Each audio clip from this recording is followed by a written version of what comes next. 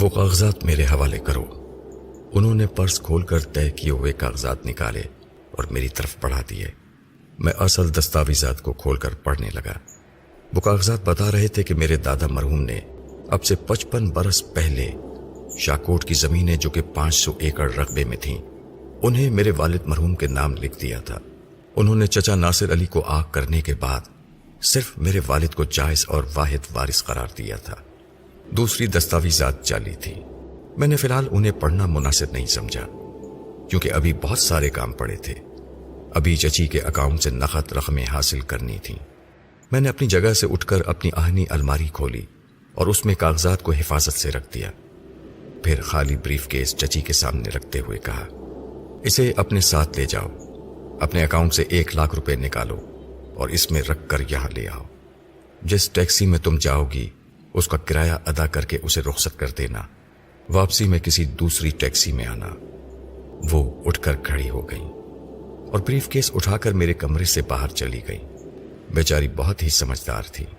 بچپن سے اب تک مجھ پر کتنے ہی ظلم توڑے تھے، لیکن میرے والد مرحوم کی زمینوں سے حاصل کیے ہوئے لاکھوں روپے میرے ہی لیے حفاظت سے بینکوں میں رکھے تھے اور اب بڑی دیانتداری سے مجھے قسط وار ادا کر رہی تھی۔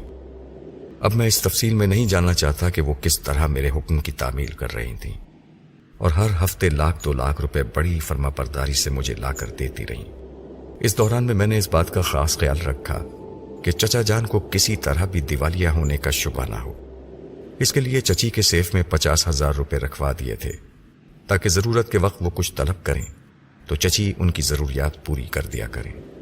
بہرحال 3 ماہ کے عرصے میں نے چچی کے تمام اکاؤنٹ سے روپے نکلوا لیے۔ ان کے کسی اکاؤنٹ میں 100 روپے اور کسی میں 200-400 روپے برائے نام چھوڑ دیے۔ چچی کی گھبراہٹ اور پریشانیاں قابل دید تھی۔ جب بھی میں انہیں اپنے عمل سے آزاد کرتا وہ اپنے بینک اکاؤنٹس کو دیکھ کر اختلاج قلب میں مبتلا ہو جاتی۔ اب وہ کس کے سامنے اپنی تباہی کی داستان سناتی۔ کوئی ان کی بات کا یقین نہ کرتا کہ دولت پراسرار طور سے غائب ہو رہی ہے۔ غزالہ تو صاف کہہ چکی تھی کہ وہ نوجوانوں کے عشق میں مبتلا ہو گئی ہیں اور اس رازداری کا معاوضہ بھی اس نے وصول کر لیا تھا۔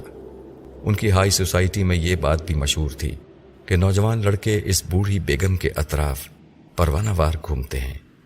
چچا جان نے اب تک ان پر شبہ نہیں کیا تھا، مگر جب دیوالیہ ہونے کا علم ہوتا تو وہ بھی یہ سوال کرتے کہ لاکھوں روپے جب اپنوں میں سے کسی کو نہیں دیے گئے۔ اس کا جواب چچی کے پاس نہیں تھا۔ وہ بڑی ہیرا پھیری سے چچا جان اور گھر کے اخراجات کو سنبھال رہی تھیں اور اپنے بیٹے ظہیر کی دکانوں سے آنے والی آمدنی سے اپنی تباہی پر پردہ ڈال رہی تھیں۔ میں ان کے خیالات پڑھ کر یہ معلومات حاصل کر رہا تھا۔ بس ایک بیٹا ہی ان کا سہارا رہ گیا تھا۔ 3 ماہ کے عرصے میں اب تک چچا جان اور غزالہ سے سامنا نہیں ہوا تھا۔ میں یہ چاہتا تھا کہ جب تک انہیں ہر اعتبار سے کمزور نہ بنا دوں اس وقت تک ان کا سامنا نہ کروں۔ اتفاق سے چچا جان کے گھر والوں نے بھی ہمیں نہیں دیکھا تھا۔ میں نے پھپھی اور زرینہ سے کہہ دیا تھا کہ وہ خواہ اپنی امارت کی نمائش نہ کریں۔ جب تک میں نہ کہوں اس وقت تک آمد و رفت کے لیے کوٹھی کا پچھلا راستہ اختیار کریں۔ لیکن اس روز نئی کار میں بیٹھ کر میں سامنے والے گیٹ سے اپنی کوٹھی کے احاطے میں داخل ہوا۔ زرینہ نئی کار دیکھ کر مچل گئی کہ میں اسے سیر کراؤں۔ میں نے اس کی خواہش پوری کی، اسے ساتھ لے کر دوپہر تک گھومتا رہا۔ جب ہم کوٹھی میں واپس آئے تو چچا جان سے سامنا ہو گیا۔ وہ اپنی کوٹھی کے مین گیٹ سے باہر آ رہے تھے۔ میں نے کار ان کے قریب لے جا کر روک دی، پھر کار سے اتر کر انہیں سلام کیا۔ وہ مجھے اچانک ہی اپنے سامنے دیکھ کر اس قدر حیران تھے کہ سلام کا جواب دینا بھول گئے۔ کبھی وہ کار کو دیکھ رہے تھے، کبھی میرے سوٹ کو اور کبھی میری بدلی ہوئی شخصیت کو۔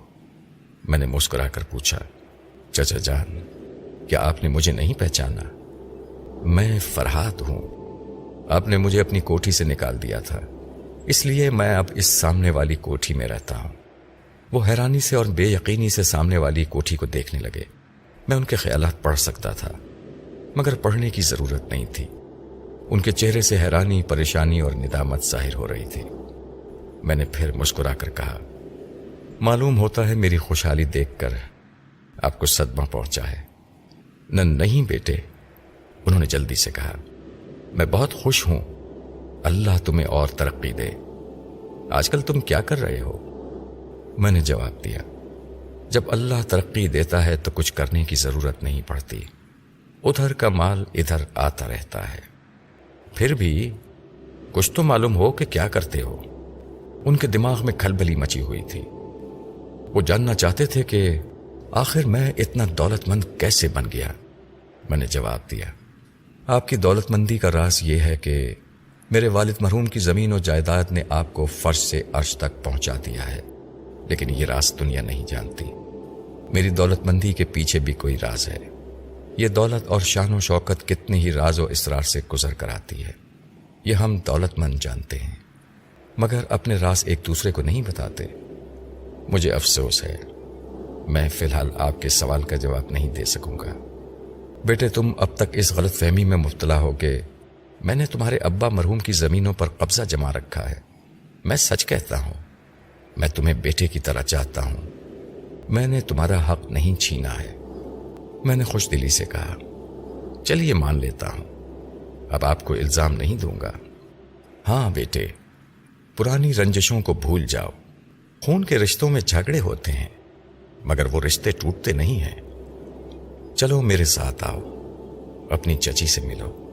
مجھے توقع نہیں تھی کہ وہ اتنی جلدی صلح کریں گے۔ میں نے بھی سوچا کہ چلو اچھا ہے، دشمنوں کے قریب رہ کر ان کی رہی سہی کمزوریاں معلوم ہوتی رہیں گی۔ چچا کو صلح صفائی پر آمادہ دیکھ کر زرینہ نے آگے بڑھ کر انہیں سلام کیا۔ میں نے تعارف کرایا، یہ پھپھی کی لڑکی زرینہ ہے۔ چچا جان نے اسے رسمی دعائیں دی، پھر ہم ان کے ساتھ چلتے ہوئے کوٹھی میں داخل ہو گئے۔ انہوں نے ہمیں ڈرائنگ روم میں بٹھایا اور اپنی بیگم کو آوازیں دینے لگے۔ چچی ڈرائنگ روم میں آئیں تو مجھے دیکھ کر ٹھٹک گئیں۔ میری آنکھوں نے انہیں پل بھر کے لیے ٹھہرا دیا تھا۔ وہ سوچ رہی تھیں، یہ تو وہی آنکھیں ہیں، یہ آنکھیں پہلی بار ٹیکسی میں آئی تھیں اور پھر یہ آنکھیں۔ میں نے فوراً ہی ان کی سوچ کو اپنی گرفت میں لیا۔ بس آگے کچھ نہ سوچنا، جتنا ان آنکھوں کے متعلق سوچ چکی ہو اسے بھول جاؤ، آگے بڑھو، مجھے پہچانو اور میری آمد پر خوشی کا اظہار کرو۔ ان کے چہرے کے تاثرات یکسر بدل گئے۔ وہ مسکراتی ہوئی آگے بڑھیں اور لہک کر بولی، یہ تو اپنا فرحاد ہے بیٹا، تمہارے یہاں آنے سے مجھے بڑی خوشی ہو رہی ہے۔ آخر اتنے دنوں تک کہاں غائب رہے؟ میں نے جواب دیا، بس آپ لوگوں کو یاد کرتا رہا اور اپنا مستقبل بنانے کی راہیں تلاش کرتا رہا۔ جو کچھ بھی ہوں آپ کے سامنے ہوں۔ خدا کے فضل سے 1,00,000 2,00,000 روپے تو گھر کے سیف میں ہی پڑے رہتے ہیں۔ چچا جان نے مسکرا کر کہا، ہاں بھائی، تم بڑے آدمی بن گئے ہو، مگر اپنی چچی کی طرح کنجوس بن کر نہ رہنا۔ میں ان سے کبھی پیسے مانگتا ہوں تو یہ بہانے کر کے ٹال دیتی ہیں۔ کیوں بیگم، ٹھیک ہے نا؟ لیکن کل میں کوئی بہانہ نہیں سنوں گا۔ مجھے 1,25,000 روپے کی ضرورت ہے، تم صبح ہی بینک سے نکال کر لے آنا۔ چچی کے چہرے کا رنگ اڑ گیا۔ ان کے کسی اکاؤنٹ میں 1,25,000 تو کیا 2,500 بھی نہیں تھے۔ وہ میری طرف دیکھ رہی تھیں اور سوچ رہی تھی، کل یہ فرحاد کنگال تھا، آج ہم کنگال ہو گئے ہیں۔ میں اپنے خاوند سے بھی نہیں کہہ سکتی کہ بے ایمانی سے حاصل کی ہوئی دولت میں نے کہاں ضائع کر دی ہے۔ پھر کل کیا ہوگا؟ انہوں نے صاف کہہ دیا ہے کہ کوئی بہانہ نہیں سنیں گے، مجھے کسی سے قرض مانگنا ہی ہوگا۔ کسی کے سامنے ہاتھ پھیلائے بغیر اپنی تباہی کو نہیں چھپا سکتی۔ اگلے ماہ فصل کی کٹائی کے بعد جو رقم آئے گی اس سے میں قرض ادا کر دوں گی۔ کیا فرحاد سے قرض مل سکتا ہے؟ یہ کمبخت تو بڑی ڈینگے مار رہا ہے کہ گھر کے سیف میں 1,00,000 2,00,000 روپے پڑے رہتے ہیں۔ کیا یہ اپنی چچی کو قرض نہیں دے گا؟ ضرور دے گا۔ ذرا محبت اور چاپلوسی سے کام نکالنا ہوگا۔ محبت اور نفرت کا بھی ایک ٹائم ٹیبل ہوتا ہے۔ محبت کا موقع ہو تو محبت کرنی چاہیے، ورنہ نفرت سے دھتکارتے رہنا چاہیے۔ میں اب تک اسے گالیاں دیتی اور دھتکارتی رہی ہوں، لیکن اب ٹائم ٹیبل کے مطابق اس سے محبت جتا کر بڑے پیار سے قرض حاصل کرنا ہوگا۔ وہ سوچ رہی تھیں اور اس دوران چچا جان زرینہ سے باتیں کرتے رہے۔ میں نے چچی کی سوچ میں مداخلت کرتے ہوئے کہا، بے شک فرحاد الو کا پٹھا ہے، ذرا بہلانے پھسلانے سے قرض دے دے گا۔ ابھی میں غزالہ کو بلاتی ہوں، اسے چائے لانے کے لیے کہوں گی۔ یہ سوچتے ہی انہوں نے آواز دی، غزالہ یہاں آؤ بیٹی۔ دیکھو فرات آیا ہے، ملازم سے کہو اس کے لیے چائے لے آئے۔ چچا جان نے کہا، بیگم کیا تمہاری یادداشت کمزور ہو گئی ہے؟ غزالہ تمہارے سامنے باہر گئی ہے اور تم اسے آواز دے رہی ہو۔ میں نے چچی کے دماغ کو اپنی گرفت سے آزاد کر دیا۔ وہ دونوں ہاتھوں سے اپنا سر تھام کر پڑپڑانے لگیں۔ ارے ہاں، میں تو بھول ہی گئی تھی، وہ تو گھر میں نہیں ہے، نہ جانے میرے دماغ کو کیا ہو جاتا ہے۔ وہ اپنی انگلیوں سے پیشانی کو رگڑنے لگیں۔ ظہیر نے اپنے باپ سے کہا، ڈیڈی میں زرینہ سے شادی کرنا چاہتا ہوں۔ ممی نے بھی ایک دن کہا تھا کہ وہ کسی گھریلو قسم کی لڑکی کو بہو بنانا چاہتی ہیں۔ چچی تو یہ سن کر ہی خوش ہو گئی تھی کہ زرینہ اپنے جہیز میں 50,000 کے زیورات اور 1,00,000 روپے لے کر آئے گی۔ ان دنوں وہ اسی فکر میں رہتی تھیں کہ کس راستے سے انہیں بڑی سے بڑی رقم مل سکتی ہے۔ انہوں نے چچا جان کے کچھ کہنے سے پہلے ہی اپنے بیٹے کی تائید کی۔ ہاں بیٹا، تم نے میرے منہ کی بات چھین لی ہے۔ میں کتنی دیر سے یہی سوچ رہی ہوں کہ زرینہ میری بہو بن جائے۔ چچا جان نے اس رشتے سے انکار تو نہیں کیا، لیکن اتنا کہا کہ زرینہ کی والدہ ان کی دشمن بن بیٹھی ہیں، اس لیے وہ بیٹی ان کے گھر نہیں دیں گی۔ میں نے انہیں یقین دلایا کہ میں پھپھی جان کو سمجھا لوں گا۔ اگر یہ رشتہ ہو گیا تو برسوں کی عداوتیں ختم ہو جائیں گی۔ اس کے بعد چچی ہنس ہنس کر مجھ سے میٹھی میٹھی باتیں کرتی رہی۔ جب میں زرینہ کے ساتھ ان کی کوٹھی سے نکلا تو اندھیرا ہو چکا تھا۔ چچی ایسی فکر میں تھیں کہ کل صبح چچا جان کو 1,25,000 روپے کہاں سے لا کر دیے جائیں گے۔ اس وقت میں ہی ان کی مصیبت میں کام آ سکتا تھا، لہٰذا وہ میرے ساتھ پیار و محبت کی باتیں کرتی ہوئی میری کوٹھی میں آ گئیں۔ انہیں دیکھتے ہی پھپھی جان کے تیور بدل گئے۔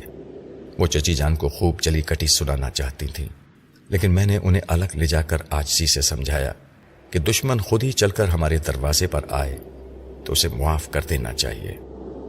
پھر میں نے یہ بھی سمجھایا کہ ظہیر بہت اچھا لڑکا ہے، نمازی پرہیزگار ہے، مال روڈ کی دکانیں اس کے نام ہیں، زرینہ اس کے گھر میں بہو بن کر جائے گی تو راج کرے گی۔ چچی اس کا رشتہ مانگنے آئی ہیں، لہٰذا انہیں ایک بیٹی کی ماں بن کر مصلحت سے کام لینا چاہیے۔ میری باتیں ان کی سمجھ میں آ گئیں۔ انہوں نے چچی کے پاس آ کر انہیں گلے سے لگا لیا۔ جوان بیٹی کا توق گلے سے اتارنے کے لیے وہ پرانی دشمنی بھول گئیں۔ میں اپنے بیڈ روم میں آ گیا۔ مجھے معلوم تھا کہ چچی میرے پاس ہاتھ پھیلانے آئیں گی۔ سچ کہتا ہوں، اس وقت ان کی بے بسی اور پریشانیوں کا خیال کر کے میرا دل موم ہونے لگا۔ میں نے سوچا کہ وہ دشمن ہی صحیح، مگر ایک عورت کو حد سے زیادہ پریشان کرنا مردانگی نہیں ہے۔ بس بہت ہو چکا، اس وقت مجھے ان کے کام آنا چاہیے۔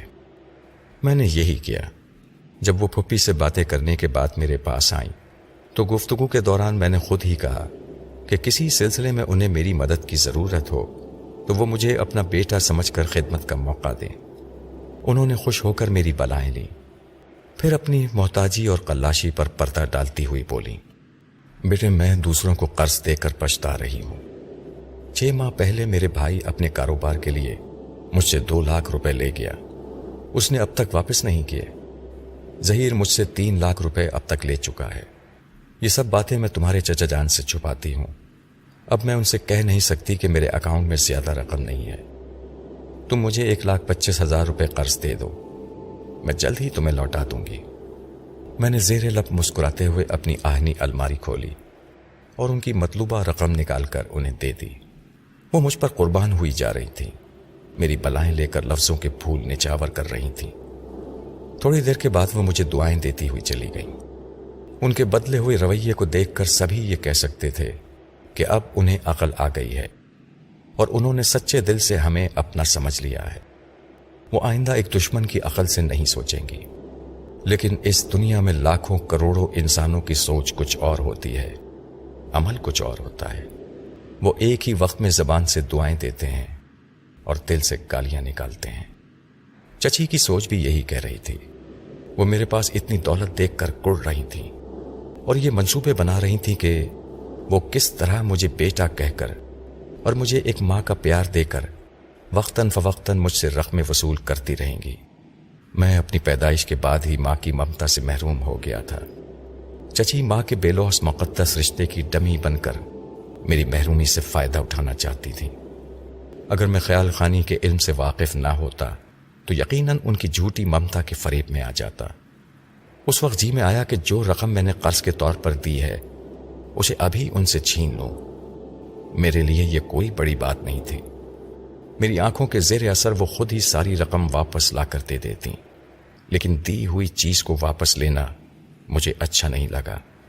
جو مہربانی کر دی سو کر دی، آئندہ ان کے کام نہ آنے کا فیصلہ کر لیا۔ قیصر ہماری میز کے پاس آ کر کھڑا ہو گیا۔ یہ وہی قیصر تھا جو 6 سال پہلے غزالہ کا بوائے فرینڈ تھا اور جس کی میں نے اچھی طرح پٹائی کی تھی۔ وہ مجھے چپتی ہوئی نظروں سے دیکھنے کے بعد غزالہ سے مسکرا کر بولا، ہیلو غزالہ، بہت دنوں بعد نظر آئی ہو۔ غزالہ نے جواباً مسکرا کر کہا، آؤ بیٹھو، ان سے ملو۔ اس کے بعد غزالہ نے میرا تعارف کرایا۔ قیصر تم انہیں تو پہچانتے ہوگے، یہ میرے کزن فرحاد علی ہیں۔ یاد ہے ایک دن تم دونوں میں جھگڑا بھی ہو گیا تھا۔ قیصر نے ناگواری سے کہا، مجھے اچھی طرح یاد ہے، وہ جھگڑا ابھی ختم نہیں ہوا ہے، بہت جلد اس کا عبرتناک انجام سامنے آئے گا۔ تم دیکھو گی کہ مجھ سے ٹکرانے والے کا حشر کیا ہوتا ہے۔ میں 3 دن تک راوی کے کنارے آبادی سے دور ویرانے میں جاتا رہا۔ میں خاموشی اور تنہائی میں سایہ دار درختوں کے درمیان مراقبے میں بیٹھا تھا۔ اچانک مراقبے کے دوران میرے دماغ میں روشنی کے جھماکے ہونے لگے۔ اس کا مطلب یہ تھا کہ کوئی میری تنہائی میں مغل ہو رہا ہے۔ میں نے فوراً ہی آنکھیں کھول دی۔ اس وقت شام کے سائے گہرے ہو گئے تھے، کسی قدر اندھیرا ہو رہا تھا۔ میں نے اپنی قوت سماعت ایک آواز پر مبذول کر دی۔ وہ ایک آواز نہیں تھی، کئی آوازیں تھیں، ہلکے ہلکے قدموں کی چاپ، قدموں کے چرچراتے ہوئے سوکھے پتوں کی صدائیں۔ وہ صدائیں لمحہ بلمحہ قریب آ رہی تھیں۔ میں بیٹھے ہی بیٹھے ادھر ادھر گردن گھما کر دیکھنے لگا۔ پھر مجھے دور اپنی طرف قیصر نظر آیا۔ اس کے دائیں بائیں 2 ساتھی کھڑے ہوئے تھے، تینوں کے ہاتھوں میں ہاکیاں تھیں۔ میں اپنی جگہ سے اٹھنے لگا۔ میرے بائیں طرف سے بشیرے کی آواز آئی، قیصر، میری اطلاع غلط نہیں تھی، دیکھ لو، پتہ نہیں یہ سالہ جنگل میں کس لیے آیا کرتا ہے۔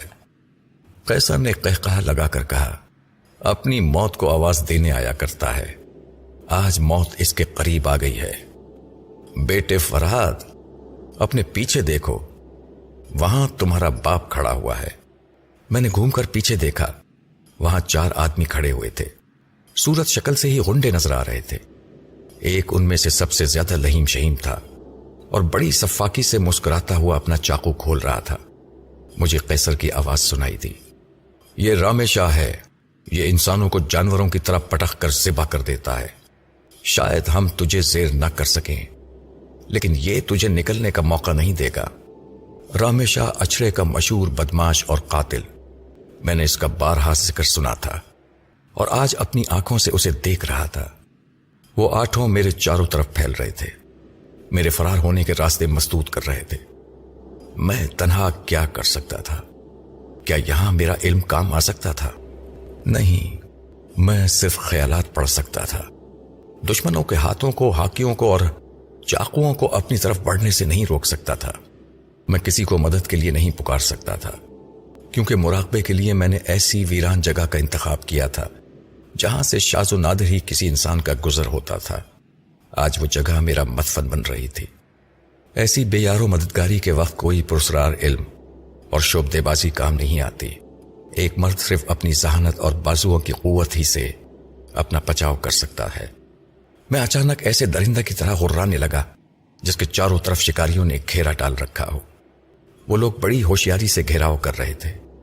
مجھ پر حملہ کرنے سے پہلے میرے فرار کے تمام راستے مسدود کر رہے تھے۔ ابھی شام کے گہرے سائے تھے۔ رات کی تاریکی ہوتی تو میں اس تاریکی سے کچھ فائدہ اٹھا لیتا۔ پھر میں نے اچانک فیصلہ کیا کہ مجھے رام شاہ سے فی الحال کترانا چاہیے، کیونکہ اس کی مٹھی میں ننگا چاقو تھا اور اس کے دائیں بائیں 2 غنڈے مجھ پر چھلانگ لگانے کے لیے تیار تھے۔ میں یک بیک پلٹ کر قیصر کی جانب لپکا۔ سب نے اپنی ہاکیاں سنبھال لی تھی، لیکن میں نے انہیں ڈاج دیا۔ قیصر کے قریب پہنچنے سے پہلے ہی اس کے ایک ایسے ساتھی پر چھلانگ لگائی जो नशेब की तरफ खड़ा हुआ अपने हाथों में हॉकी तोल रहा था। वो कभी सोच भी नहीं सकता था कि मैं इतनी फुर्ती से पैंतरा बदल कर उस पर छलांग लगाऊंगा। उसके हाथों में हॉकी उठी रह गई और मैं उससे लिपटकर नशेब में लुढ़कता चला गया। हम दोनों लुढ़क रहे थे।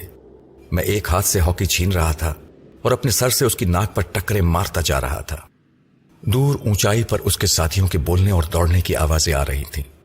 सतह जमीन पर पहुंचकर हॉकी मेरे हाथ में आ गई।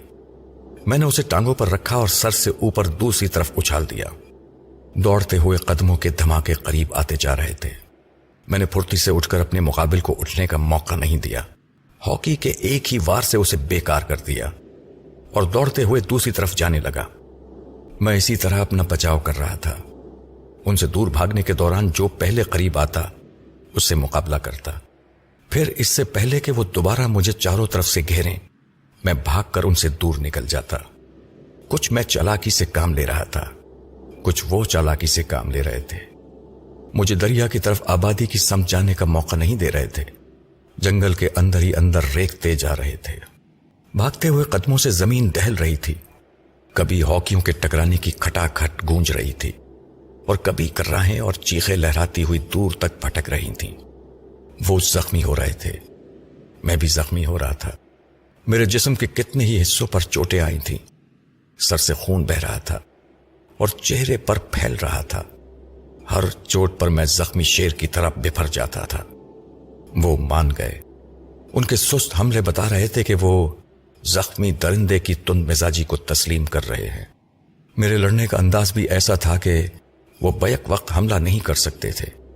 मैं हॉकी घुमाता हुआ दूर तक पैंतरे बदलता चला जाता था। जो करीब आता उस पर हमला करता, फिर एक तरफ भागता चला जाता। रामेशाह दूर ही दूर से मेरा ताक़ुब कर रहा था। वो इस इंतजार में था कि मेरे हाथों से हॉकी गिरे तो अपने चाकू की धार मुझ पर आजमाए। उसे तो मौका ना मिला, मुझे ही उसके करीब पहुंचने का मौका मिल गया। जब तक दूसरे मेरे करीब पहुंचते, मैं हॉकी से उसके सर पर एक शदीद ज़रब लगाता हुआ गुजर गया। उसके हलक से एक चीख निकली और मैं छलांग लगाकर एक घनी झाड़ी के पीछे चला गया। एक तवील जंग जारी थी। उस वक्त तक रात की तारीकी फैल चुकी थी। उनके 3 साथी बेकार हो गए थे। चौथा रामेशाह जख्मी हो गया था। बाकी 4 दुश्मन मोहतात होकर मेरा पीछा कर रहे थे। अब वो फैलने के बजाय एक साथ आगे बढ़ रहे थे।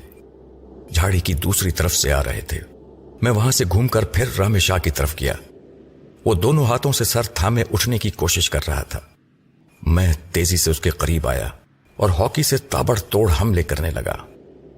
उसकी चीख और पुकार से जंगल का सन्नाटा गूंज रहा था। मैं उस बदमाश को बिल्कुल ही बेकार कर देना चाहता था जिसे प्रेसर मेरे कत्ल के लिए किराए पर लाया था, और वो अपने खून में नहा रहा था। उसमें अब चीखने की भी सकत नहीं रही थी। वो उखड़ी उखड़ी सांसें लेता हुआ मुझे रहम तलब नजरों से देख रहा था। उसी वक्त पीछे से कई हॉकियां मुझ पर बरस गईं। मैं अपनी हॉकी लहराता हुआ पलटा तो वो दूर छटक गए। मैं गोश्त पोस्त का इंसान हूं, फौलाद का मुजस्मा नहीं हूं कि मुझ पर दुश्मनों के हमलों का असर ना हो। मैं तो इस बुरी तरह जख्मी हो गया था कि अब मेरा सर चकरा रहा था। आंखों के सामने अंधेरा छाने लगता था। मैं आंखें भीज भीज कर देखने और पैरों पर खड़े रहने की भरपूर कोशिश कर रहा था। अगर ऐसा ना करता तो अब तक जिंदा सलामत नजर ना आता। लेकिन अब मेरी कुव्वत बर्दाश्त जवाब दे चुकी थी। मैं गिरते गिरते हॉकी जमीन पर टेक कर संभल गया। जरा सा झुक गया। झुकते ही मुझे रामेशाह के करीब पड़ा हुआ चाकू नजर आया। मैंने सर उठाकर देखा। वो चारों सहमे हुए थे और समझने की कोशिश कर रहे थे कि मैं गिरने वाला हूं या उन्हें धोखे में रखकर रामेशाह की तरह किसी एक की मुरम्मत करने वाला हूं। मैंने आखिरी तमाम कुव्वतों को समेटकर वो चाकू उठा लिया और एक शराबी की तरह लड़खड़ाते हुए ललकारा। मेरे बाएं हाथ में चाकू था और दाएं हाथ में हॉकी, और मैं कैसर की तरफ पलट गया। वो अचानक ही दूसरी तरफ घूमकर भागने लगा। उसे भागते देखकर वो तीनों भी भाग खड़े हुए। उन्हें यकीन हो गया था कि वो मुझे गिरा नहीं सकेंगे। मैंने तन्हा एक हॉकी से 4 दुश्मनों को मार गिराया था। अब तो चाकू भी हाथ में आ गया था। फिर वो जान बचाकर कैसे न भागते। वैसे उनकी बुज़दिली से मेरी जान बच गई। वो मेरा आखिरी दम तोड़ता हुआ हौसला था कि मैं हॉकी का सहारा लिए खड़ा था और आगे पीछे डोल रहा था। चाकू हाथ से छूटकर गिर पड़ा था। फिर मैं भी गिर पड़ा। मुझ में इतनी सकत नहीं थी कि मैं अपनी टांगों पर खड़ा रह सकता। वो वापस आकर अब बड़ी आसानी से मुझे हलाक कर सकते थे। मैं जमीन पर खिसटने लगा, उस मकाम से दूर होने की कोशिश करने लगा। मेरा सर घूम रहा था। तारीकी में पहले आसपास के दरख्त नजर आ रहे थे, अब आंखों के सामने ऐसा अंधेरा छा गया था कि कुछ सुझाई नहीं दे रहा था। बस एक जिंदगी से मोहब्बत थी और उसी जिंदगी का रत्ती भर हौसला मुझे पनाह की तलाश में घसीट रहा था। मेरा जिस्म दुख रहा था, हड्डियां चटक रही थीं, जख्मों से टीस उठ रही थीं और मैं जहन्नुम की तारीकियों में रेंग रहा था। कहीं पर रोशनी की एक हल्की सी रमक भी ना थी। उस वक्त मुझ में सिर्फ दो कुव्वतें थीं, एक रेंगते रहने की और दूसरी सुनते रहने की। मेरे कान आहटों पर लगे हुए थे कि कहीं दुश्मन पलट कर ना आ जाए। नहीं, किसी के कदमों की आहट नहीं थी। झिंगरों की चिक चिक चिक कानों में बज रही थी। शाखों के झूमने और पत्तों की सरसराने की आवाजें आ रही थीं। मेरे साथ साथ वो तमाम आवाजें भी रेंग रही थीं। थोड़ी देर तक मैं अपनी जिंदा लाश को घसीटता रहा। न जाने कितनी दूर निकल आया था, आबादी से करीब था या आबादी से बहुत दूर चला आया था। बस फिर हिम्मत जवाब दे गई और मैं चारों शाने चित हो गया। अब कोई आए और मुझे सिबा कर डाले तब भी नहीं उठूंगा। जिंदगी के लिए जितना लड़ना था लड़ चुका था। अब तो मरते वक्त आराम आ रहा था। मेरा जिस्म ढीला पड़ गया, आंखें यूं फैल गईं जैसे पथरा गई हों।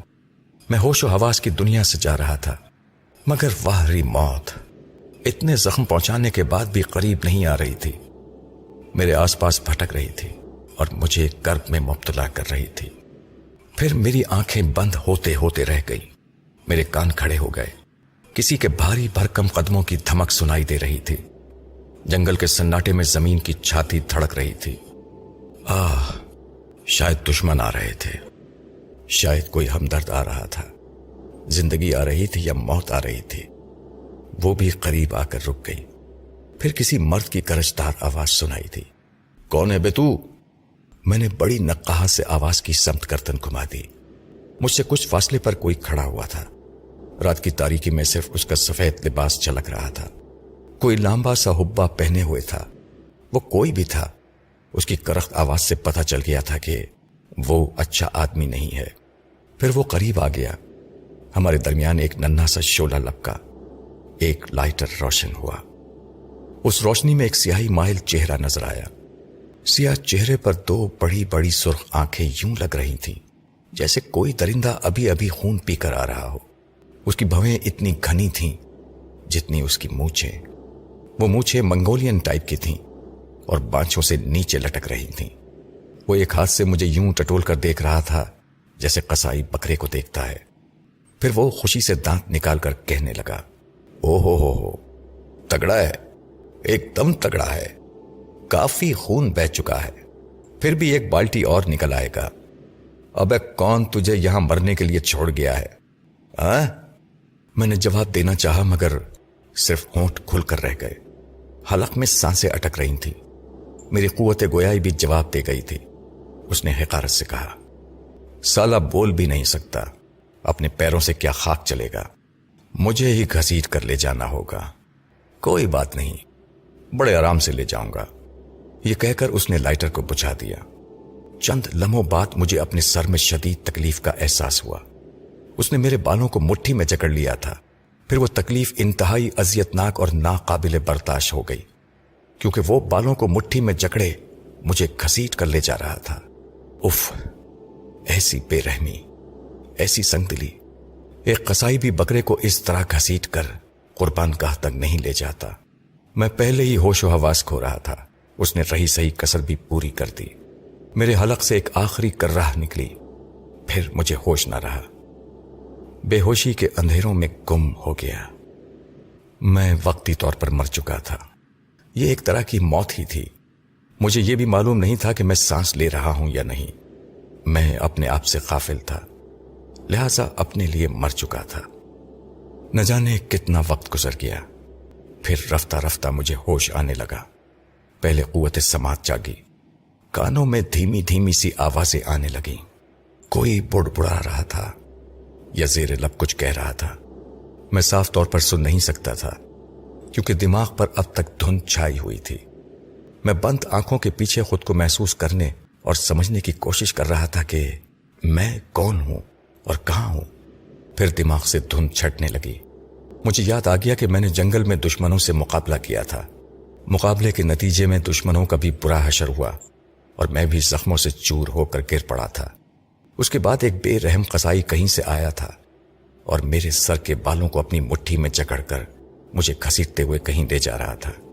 फिर मुझे होश न रहा और अब होश में आते ही मैं खुद को बिस्तर पर महसूस कर रहा था। मैं कहां हूं, ये सोचते हुए मैंने आंखें खोल दी। मैं औंधा पड़ा हुआ था। मेरा चेहरा जर्द और सूखी घास पर रखा हुआ था। मैंने करवट बदलकर सीधी तरह लेटने की कोशिश की तो तमाम बदन से दर्द की टीसें उठने लगी। एक तो खून ज्यादा बह जाने की वजह से मैं कमजोर हो गया था। दूसरे इस बात का इल्म हुआ कि मैं मजबूत रस्सियों से बंधा हुआ हूं।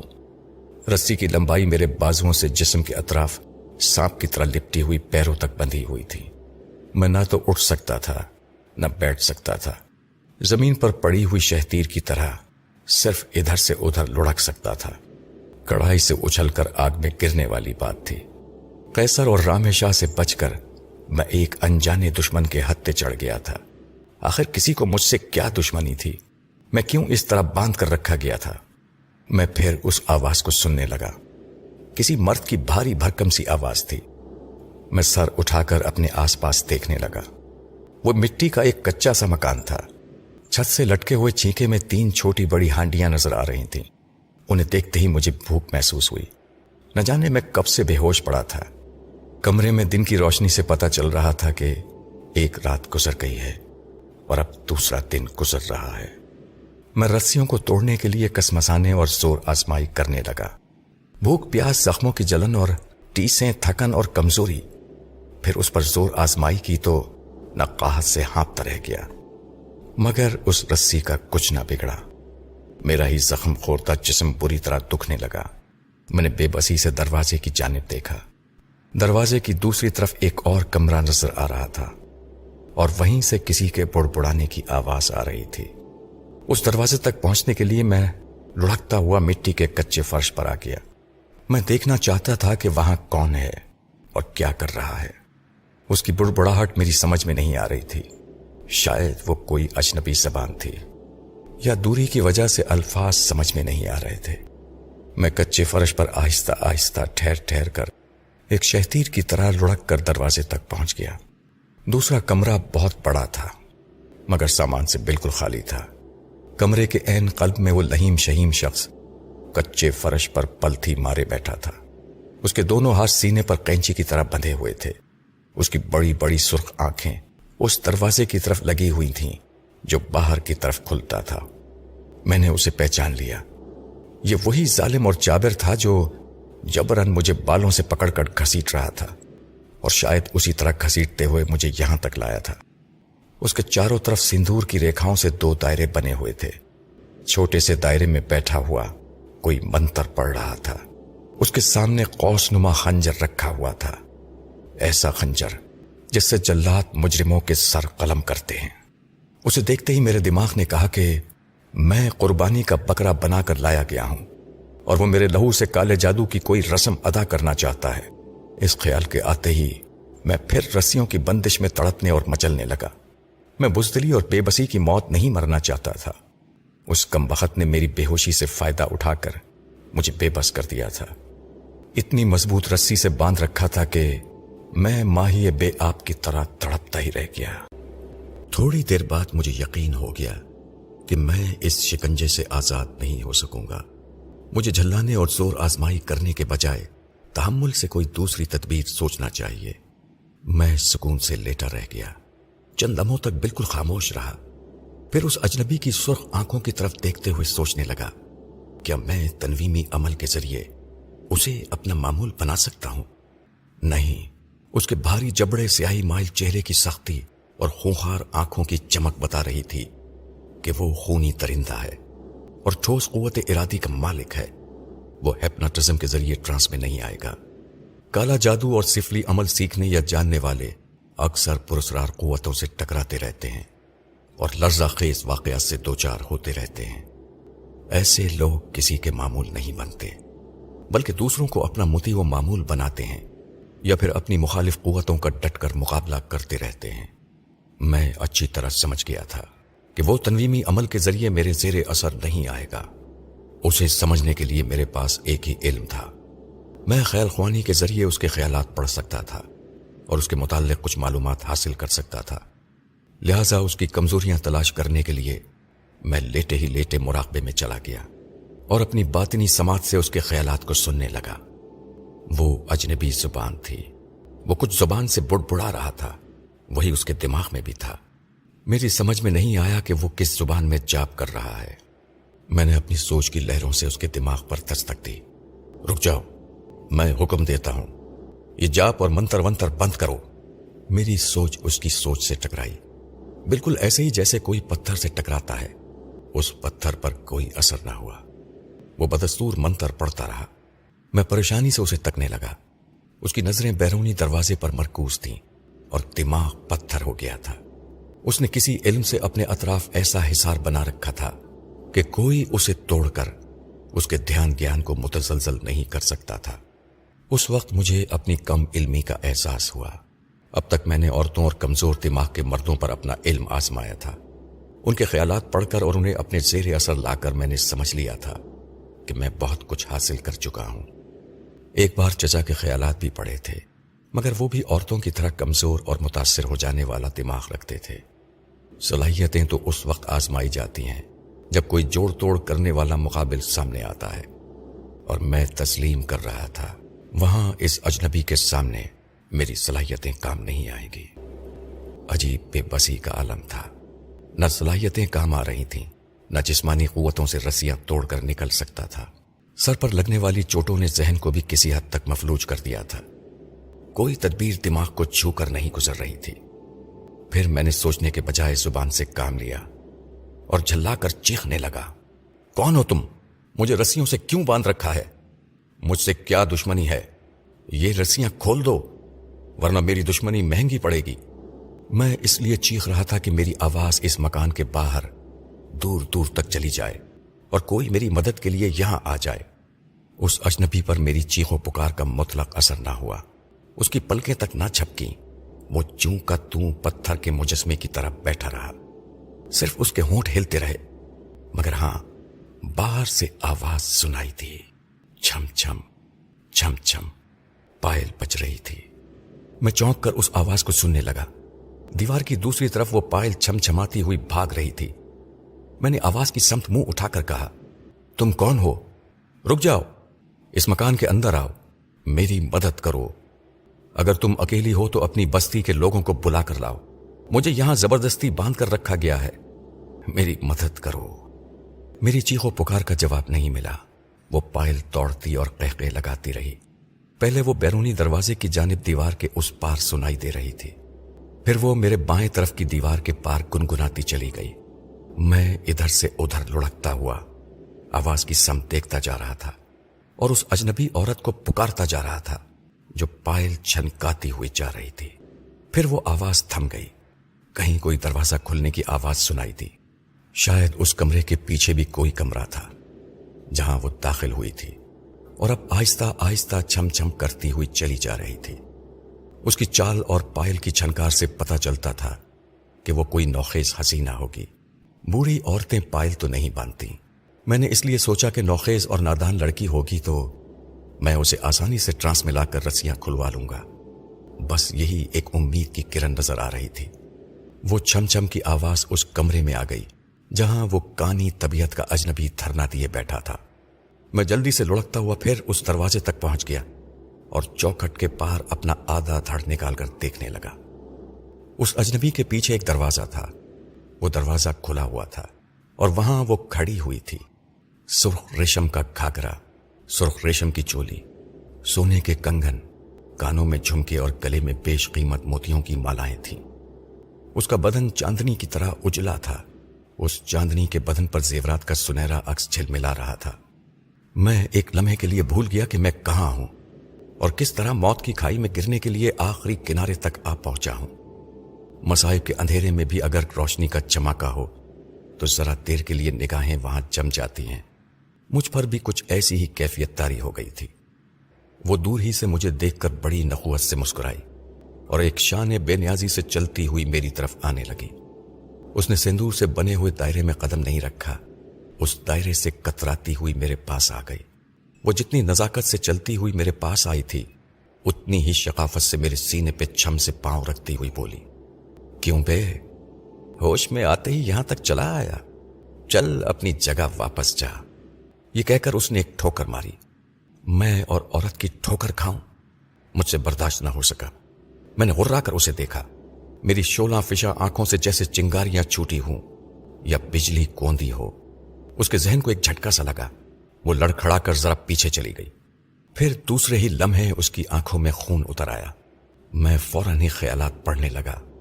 वो सोच रही थी, अरे इसकी आंखों में तो बिजली भरी है, मैं संभलती ना तो अभी मोम की तरफ पिघल जाती।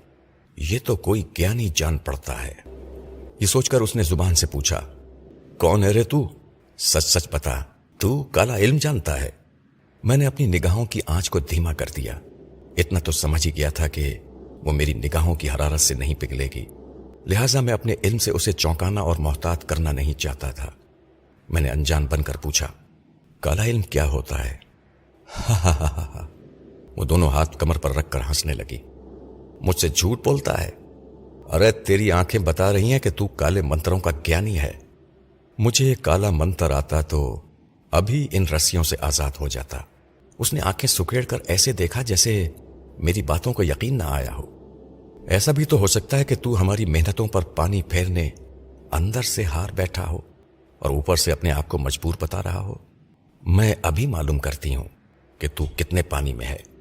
ये कहकर उसने दोनों पांव जरा से फैलाए और दोनों हाथों को जरा सा उठाकर मटकने लगी। किसी अजनबी जबान में कोई सुरीला गीत गाने लगी। बड़ी रसीली आवाज थी। वो एक मखसूस ताल पर मटक रही थी।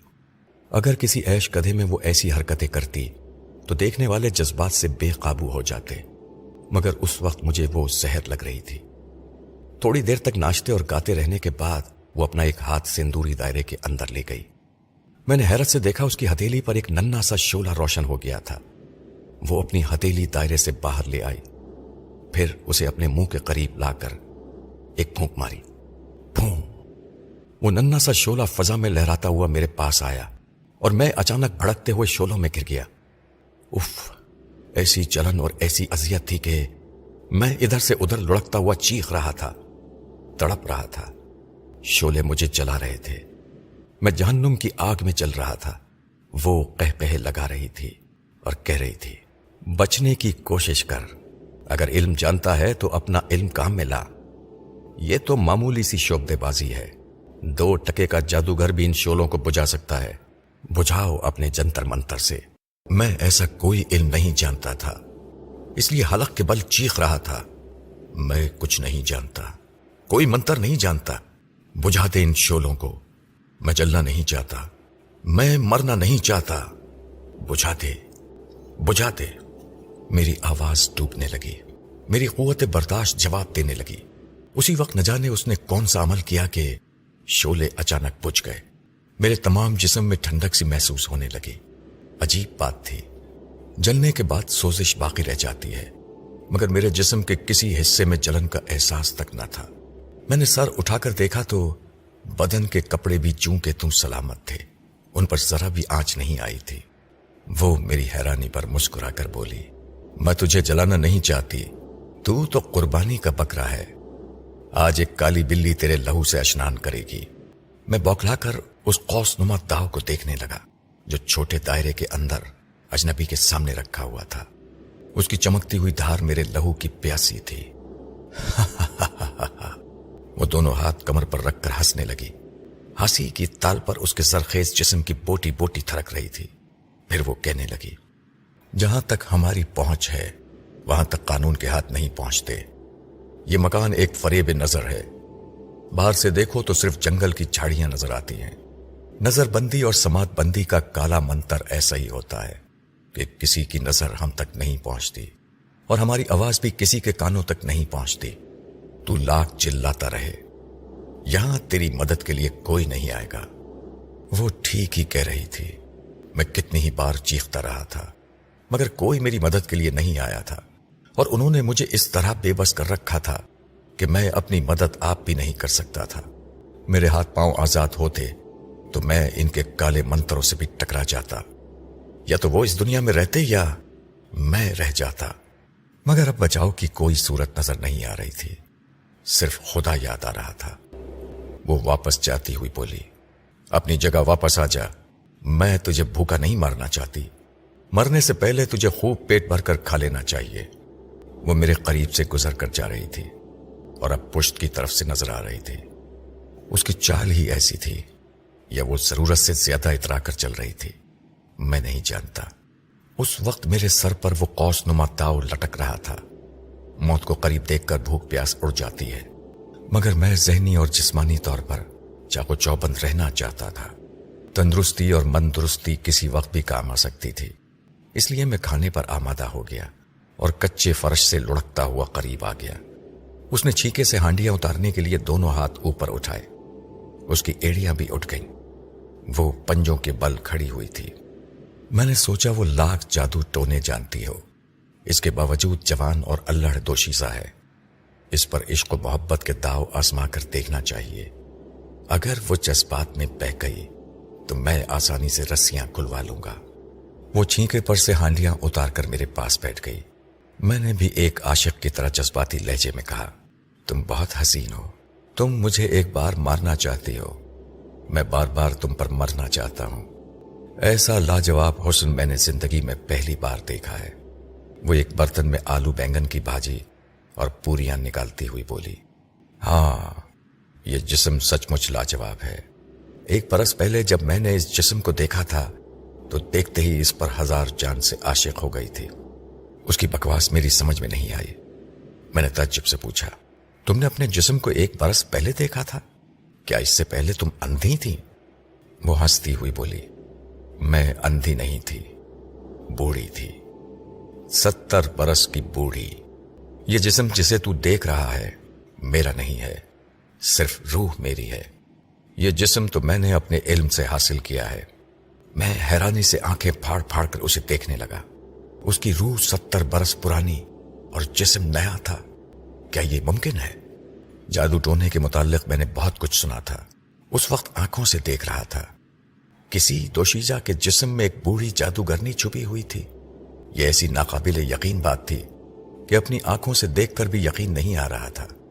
میں نے پوچھا، تم یہ کہنا چاہتی ہو کہ تم دراصل بوڑھی ہو اور اپنے جادوئی عمل سے کسی نوجوان لڑکی کے جسم میں داخل ہو گئی ہو؟ اس نے جواب دیا، میں بوڑھی نہیں ہوں، کبھی بوڑھی تھی، مگر میری روح اس جسم میں آ چکی ہے تو اب میں جوان کہلاؤں گی۔ روح کبھی بوڑھی نہیں ہوتی۔ تو اسے 70 برس یا 100 برس پرانی کہہ سکتا ہے، مگر بوڑھی نہیں کہہ سکتا۔ لے اب پیٹ بھر لے۔ اس نے پوری بھاجی کا ایک نوالا بنا کر میری طرف بڑھایا۔ میں نے رسیوں کی بندش میں کسمساتے ہوئے کہا، میرے ہاتھ کھول دو، میں اپنے ہاتھ سے کھاؤں گا۔ نہیں، وہ میرے منہ میں نوالا ٹھونستی ہوئی بولی، مجھے نادان نہ سمجھ، کیدار نے مجھے بتایا ہے کہ تو بہت خطرناک ہے۔ کیدار کون؟ میں نے پوچھا۔ وہ جو دوسرے کمرے میں بیٹھا جاپ کر رہا ہے۔ دوسرے کمرے سے اسی اجنبی شخص کے منتر پڑھنے کی آواز سنائی دے رہی تھی۔ میں نے کہا، میں بے ہوش ہو گیا تھا، وہ مجھے آسانی سے گھسیٹ کر لے آیا تھا، پھر وہ کیسے کہتا ہے کہ میں خطرناک ہوں؟ کیدار نے کل رات اس جنگل میں 4 آدمیوں کو دیکھا تھا، ان میں سے ایک مر چکا تھا، دوسرا دم توڑ رہا تھا اور باقی 2 بری طرح زخمی ہو گئے تھے اور گرتے پڑتے بھاگ رہے تھے۔ کیا تو نے ان لوگوں سے مقابلہ نہیں کیا؟ ہاں، وہ 4 نہیں بلکہ 8 آدمی تھے۔ اس حسینہ کی آنکھیں حیرت سے پھیل گئیں۔ میں فوراً ہی اس کے خیالات پڑھنے لگا۔ وہ سوچ رہی تھی، 8 آدمی؟ نہیں، یہ جھوٹ کہتا ہے۔ کیا ایک تنہا آدمی 8 دشمنوں کا مقابلہ کر سکتا ہے؟ مگر ہاں، دیکھنے میں تو پہاڑ ہے، چٹان کی طرح مضبوط ہے، اگر جان پر بن آئے تو 8 آدمیوں کا مقابلہ کر سکتا ہے۔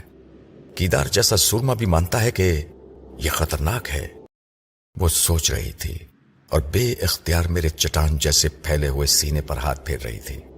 میں نے موقع سے فائدہ اٹھا کر کہا، اگر مقابلے پر مرد ہوں تو 8 یا 18 سے بھی مقابلہ کر سکتا ہوں، मगर एक हसीन औरत को देखते ही मर जाता हूं। वो मुझ पर झुकती हुई बोली, हाँ, तू देखने में ऐसा ही है कि कोई भी औरत तेरे इश्क की आग में कूद सकती है। कुछ देर पहले मैं जादुई शोलों में लिपटा हुआ था। वो शोले मुझे जला रहे थे, मगर ये शोला मेरे अंदर पहुंचकर भड़क रहा था। अगर मेरे पांव आजाद होते तो मैं इसकी सारी शोखियां मस्तियां भुला देता। इतना तो मैं शर्तिया कहता हूं कि उस वक्त इस पर बेखुदी और मस्ती का आलम तारी हो गया था। मगर मुझसे एक गलती हो गई। मैं उसे और ज्यादा मुतासिर करके अपने ख्यालात की लहरें उसके दिमाग तक पहुंचाने लगा। उसके दिमाग की सोच में कहने लगा, हाय, इस कैदी के अंदर कितने तूफान छुपे हुए हैं। अगर मैं इसकी रस्सियां खोल दूं तो ये मेरे लिए बहुत अच्छा नौजवान है। हर इंसान के अंदर दो सोचें होती हैं, मुस्बत और मनफी, हाँ और ना, इकरार और इनकार। वो भी प्यार करने के दौरान अपने दिमाग से लड़ रही थी। नहीं, मैं रस्सियां नहीं खोलूंगी। ये बहुत खतरनाक है। ये दुश्मनों के लिए खतरनाक है, मगर मेरे हुस्न का शीदाई है। मैंने उसे बहकाया। नहीं। वो तड़प कर मुझसे अलग हो गई और मुतवहश नजरों से मुझे देखने लगी। मैंने फौरन ही आंखें बंद कर लीं। उस वक्त मेरी आंखों में बला की मकनातीसी कुव्वत आ गई थी और मैं नहीं चाहता था कि वो इस कुव्वत से वाकिफ हो जाए। मैं समझ गया था कि वो ठोस इरादों की मालिक है। इतनी आसानी से मेरी मामूला नहीं बन सकेगी। उस वक्त वो सोच रही थी, मुझे क्या हो गया है। मैं हमेशा एक अटल फैसला करती हूं, हां या ना, मगर अभी मेरा फैसला डगमगा गया था। इस मर्द की वजह से मेरी सोच बदल गई थी। गलती मेरी ही थी कि मैं इसे प्यार करने के लिए मचल गई। यही बातें औरत को कमजोर बना देती हैं। अब मैं इसे हाथ नहीं लगाऊंगी। ये सचमुच बहुत ही खतरनाक है। वो अटल फैसला कर चुकी थी, इसलिए अब उसके दिमाग पर जबरन हावी होना दानिशमंदी नहीं थी। वो झड़क कर बोली, मुझसे ऐसी बातें न कर। मैं तेरी बातों से पिघलने वाली औरत नहीं हूं। ये कहकर उसने एक निवाला मेरे मुंह में ठूंस दिया। मैंने लुकमा चबाते हुए कहा, तुम्हें पसंद नहीं है तो मैं ऐसी बातें नहीं करूंगा। सिर्फ इतना बता दो कि ये खूबसूरत जिस्म कहां से चुरा कर लाई हो। कहीं से भी लाई हूं, तुझे इससे क्या लेना है। हाँ, इस जिस्म से मुझे कुछ नहीं मिलेगा, ये मेरे मुकद्दर में नहीं है। मगर ताजमहल की खूबसूरती देखकर हर शख्स पूछता है कि ये किसने बनाया और कैसे बनाया। मैं भी ये मालूम करना चाहता हूं कि ये फूलों से तराशा हुआ जिस्म किस बदनसीब लड़की का है जिसे तुमने हासिल किया है, और कैसे हासिल किया है। ये मैं भी जानना चाहता हूं, और तुम भी जानती हो कि आज मुझे मर जाना है। आखिरी वक्त मुझ पर बहुत भारी है। तुम बातें करती रहोगी तो ये वक्त आसानी से गुजर जाएगा। मैं जो कुछ पूछ रहा हूं, क्या इसका जवाब देने में तुम्हारा कोई नुकसान है? नहीं, उसने जवाब दिया। मैं भी वक्त गुजारना चाहती हूं। आधी रात के बाद तुम्हारे खून की जरूरत पड़ेगी, इससे पहले वो नहीं आएगी। कौन? सामी। सामी कौन है? वही लड़की, उसने मुस्कुराकर जवाब दिया, जिसका जिस्म तुम्हारी आंखों के सामने है। मैं इस फूल बदन को एक नई दिलचस्पी से देखने लगा।